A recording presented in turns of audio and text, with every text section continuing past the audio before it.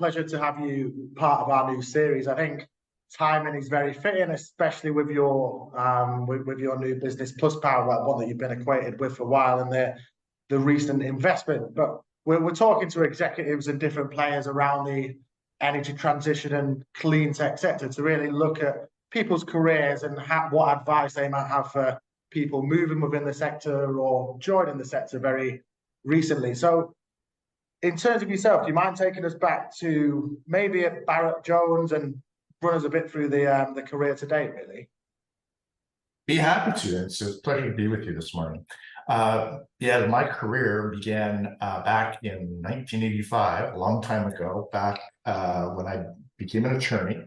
I had just got my law degree and an MBA. And back then, George, I was actually thinking I wanted to be a business person, and I was talked into actually joining a law firm to be a real lawyer as opposed to someone who just went to law school. Yeah. And my intention at the time was just put in a year or two and then get out into the world and build stuff. That turned into a different scenario for me. I ended up actually really enjoying that law firm. It was a old, large law firm based in Western Canada, but it was the energy firm in the whole country. And at the time, so this shows you how far back we're going. At the time, it was the deregulation of the natural gas business. Mm-hmm. And natural gas was the green thing of the day. Like that was how we were going to decarbonize, was transition everything you could to natural gas. So this was the beginning of that industry. And the benefit career-wise for someone like me who was right out of school is that this was a whole new thing. They were deregulating the industry. There was sort of no precedent for it.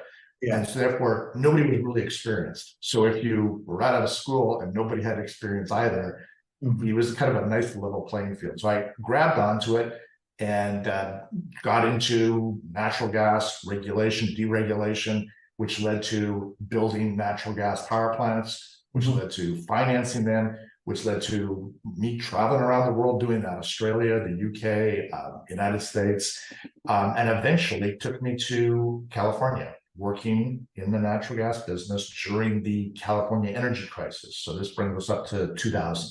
Yeah. And that was like the big awakening for me in terms of entrepreneurship, clean tech. I dropping into California in 2000 as a kind of an oil and gas person was like a complete awakening. This was Silicon Valley. This was the tech world. And this was not only the California energy crisis, it coincidentally was the bursting of the tech bubble. Yeah. So while that was a very bad time for many people in tech, for someone coming in with no knowledge of the industry, no experience, and not knowing anybody, I'll tell you, George, like you really get to know people fast and intimately when the world's collapsing. Oh, like when everything's wonderful, everybody's great, but you can't really tell. When everything's going bad, you really find out like who are the tough, who are the strong.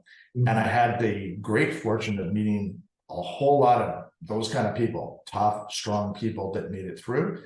And that led my decision to, I don't want to be a lawyer. I want to be part of this clean tech world. I want to be part of decarbonization through tech. And made that decision, I guess, in 2003. And that's what I've been doing ever since as an entrepreneur in different aspects of the clean tech industry. And then in terms of, obviously, you've gone through different avenues. You helped sort of build data centers. You were recently with Back in Energy, and now you're with Plus Power. What challenges do you feel you faced throughout the career, and how have you navigated those challenges, would you say? Well, I'd say, I'm not sure I was so aware of it at the time, but certainly in retrospect, I think I chose things that were pioneering. I wanted to do something that was like on the front lines of change. I think that was sort of what I learned from Silicon Valley, is people were trying to be the first one, do the first new thing, be disruptive, change. And I saw in the energy field, that's my background, was that it's a tough area to change. It's hard to do it. If you want to be a pioneer in energy, you're dealing with huge vested interests. You're dealing with huge existing infrastructure. So it's not easy. It requires creativity, determination, relationships, partnerships, all those things. So I think the challenge that I saw, George, is that if you're a pioneer, take it as a given that you're going to get, arrows in the back. It's that thing about pioneers and settlers. Settlers, that you come in after the pioneers, and it's relatively easy. Yeah. Pioneering is harder, but I have found it super rewarding in terms of how I feel, in terms of financially. It's been very good to me. I've been fortunate. It's not to say that everything has worked out great and that every time you try something, it works. But I think another lesson I've learned from this of being a pioneer is you've got to be both determined, creative, but you've got to be willing to adapt and be quick to adapt. Mm-hmm. That to me, probably the biggest lesson I've learned in my career is it's probably not so much how good you are at planning, how smart you are. Yeah. It's more your ability to react to when things don't work out the way you had planned for them to work out, which I'd say is most of the time, really. So that's kind of the way it goes. And if you and the people around you are good at that, like good at just being very truthful with yourself about this is what you plan to do, but this is what's really happening, and this is what you've learned that's new. How quick are you going to be, and how smart are you going to be to adapt to it? If you're smart and quick to adapt, your odds of success just go way up. Yeah, definitely. And that moves on to the next question. I imagine there's quite a lot of key moments in the career, but is there maybe one, maybe two key achievements you would say in terms of fighting climate change since you mentioned from 2003? Well, if I think of key achievements, I'd say I'm very proud of what we did with Ice Energy. Ice Energy was a thermal energy storage company founded by some friends of mine. Great technology, simple in some respects, making ice from water and using it for cooling to reduce peak demand for air conditioning. But like a lot of things, it seems simple until you actually try to do it, and then you learn it's actually like really complicated. It's not as cheap as you thought, and you have to do a whole lot of work to make it both work and be cost effective. That company was trying to be a thermal energy storage company at a time, George, where storage wasn't the thing. So not only was it I'll say an unusual type of storage, not a battery, but people weren't even interested in storage when it began. So it was a company that, like lots of startups, really struggled.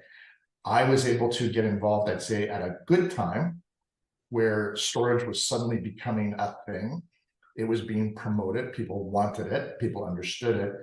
And therefore, I didn't have to sell people on storage. I really just had to sell them on this type of storage and why was this interesting, which we did. And we took that company to become what I think most would agree was the most successful thermal energy storage company in the world.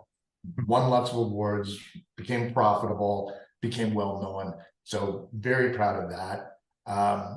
After that, I'd say hydrogen. I'm proud of the fact that I sort of saw hydrogen coming. Mm-hmm. I certainly wasn't the only one, but before it became something like everybody's into, I saw that there was this great opportunity. A lot, I would say, I learned it from friends of mine in the renewable world who were not in hydrogen, but were talking to me about how as much progress as is being made on solar, wind, and batteries, and as much progress, therefore, that we're making towards decarbonization, there's this huge sector of the economy that's almost untouched, and it happens to be the most polluting. So there was this, I'd say, building frustration by those that were immersed, and they themselves, some of them were the pioneers in those areas of solar, wind, and batteries, and seen as just parts of the economy you just can't get to with solar, wind, and batteries. And that's what got me onto hydrogen. I think like somebody's got to tackle it, and now there's a lot of people doing it. I really enjoyed that aspect of my career. And today, I'm definitely having a blast with Plus Power. As you mentioned, I've been with them pretty much since inception as a director, and now a wonderful company. And very much when we're talking about climate change, that's a company that's like getting stuff done in the sense of building stuff and operating stuff. They're getting storage assets across the country up and running. it's essential. And I am seeing now great satisfaction, George, in being able to work on projects and see projects get built like in real time. It's a beauty of battery storage, certainly the way Plus Power does it, that you're developing new projects at the same time as you're celebrating other projects that were developed earlier come online. Seeing the product of your work, like working in real life, seeing it being part of like saving the grid in Texas when we had all those threats of outages, very, very satisfying. It's nice to have that satisfaction in real time. I've had a lot of ventures where satisfaction in terms of seeing the actual things getting built is oftentimes way off. You know, talk about hydrogen, like from saying I want to do this and getting everyone on board to actually producing hydrogen, it can literally be 5 years away. Yeah. And then just looking sort of more acutely at Plus Power, for those who aren't aware of what you guys do and what projects you work on, what are you currently working on to decarbonize the industry? So Plus Power is in the business of developing front of the meter. So these are grid scale batteries for the grid, typically contracted to utilities. And this is to provide various grid services. It can be as basic, although very important, as just integrating more renewables, providing storage that allows for better integration of solar or wind, or it can be a facility like we're doing in Hawaii, which is really the battery for the grid. It's going to be providing multiple services to the grid. These are all very large, so we're talking about 100, 200, 300 megawatt projects. But as I mentioned, because of the way batteries are built and deployed these days, you can have projects that go from conception to construction to operation in less than 2 years, sometimes close to 1 year. It's quite something to see, considering these are large projects. You know, these are equivalent to, and in the case of Hawaii, literally replacing a coal-fired power plant. And then just to quickly touch on the recent news, you got over $1 billion of investment very, very recently. How will that benefit the business, would you say? Well, you can't run the business without capital. The battery storage business, when you're talking about grid scale batteries, is a very, very capital intensive business, just as if you were building large scale power plants. So capital is essential, and it's not just capital. It's got to be low cost capital, and it's got to be immediately available capital. One of the things that Plus Power has had going for it, although I think they've earned it, is they have abundant low cost capital available to them that is immediately available as we need it. So not being capital constrained allows us to execute our plans exactly as we want to on our timeline without that issue. So we have $1.8 billion in capital. That's all project capital. So that was to fund 5 different projects across the country. We have a pipeline that's many, many, many times that. So there's going to be many more of those announcements on the way. And then we also are, again, thankfully, we're fortunate to have very good investors that provide us corporate capital for the actual running of the business. Yeah, fantastic. And then just taking you back into the life of Mike Hopkins quickly. A few years back, I'm going to take you back to maybe when you put on that first suit and walked in as a lawyer. Thinking retrospectively, what key piece of advice, if there was 3 pieces of advice you could give yourself now when you were first lacing up the boots and getting on the employment ladder, what would they be, would you say? Well, one lesson I would say is like, always be in the moment, enjoy what you're doing, pay attention to what you're doing right now. I'm all up for planning and goals, but I think one thing that was key to me was I went into that law firm thinking and believing I was only going to be there a year or 2 at the most. Looking back on it, I'd say it was an incredible education I had by staying at that law firm, and amazing work experience that I put to use to this day. That happened because, thankfully, even though I had this intention of leaving very quickly, I was paying attention to what was there, paying attention to the opportunities, taking advantage of the opportunities. So I think that would be one lesson. Another one, George, would be if you have the, like, I'd say, be on the lookout for opportunities to be mentored. Don't be shy about asking. There's nothing like it. If you can find the right mentors, and I've had a few of them, one of them being General Norman Schwarzkopf, if you get that opportunity to be mentored, it's life-changing. I think there's limits to what you can do on your own. There's limits to what you can come with on your own. To have the benefit of someone who's been there, done that, but in a different way, maybe been in a different field, that's, I'd say, career altering. I can kind of pinpoint probably 2-3 mentors in my career where everything changed because of that relationship I had, because of what I learned from them. Yeah, fantastic. And I think it's a great point as well. We always say in the office, vicarious learning is one of the best way you learn, right? You can read as many books as you like and all different, there's all various ways of learning, but learning directly from someone that you admire and you've seen be there and do it, it's an amazing way to learn. Finally, you've transitioned from law to energy storage to hydrogen and now back to the energy storage sector again. For those that might be in a different industry or oil and gas looking to move across, what advice would you have for those that are looking to transition into the clean tech sector? Do it right now. This is literally the best time. Well, certainly in my lifetime, this is the best time to be in clean tech, clean energy, green energy, whatever you want to call it. There's nothing like it. No offense to the UK, but I would say especially the United States, but it's a worldwide phenomenon, obviously. But if you look at how government, private sector, and the general population have come together with a pretty much common view of we need to decarbonize, we need to do it now. And we're, I think, attracting the best, the brightest.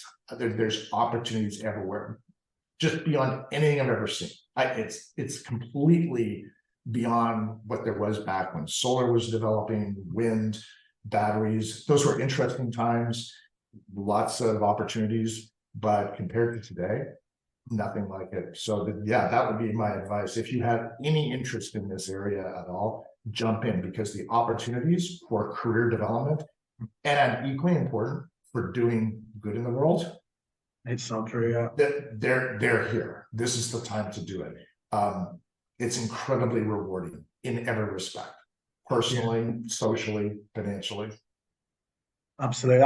Every time we meet, I see you smiling, Mike. So I can absolutely vouch for the fact that it is a fantastic sector to work in, and it's great to sit down with you and discuss your background and your career. And if it reaches one person and motivates them or inspires them to join the sector or push into a new career space, then I feel like we've done our job. But it's great to see you doing well as well, and really appreciate you jumping on. Cheers, Mike.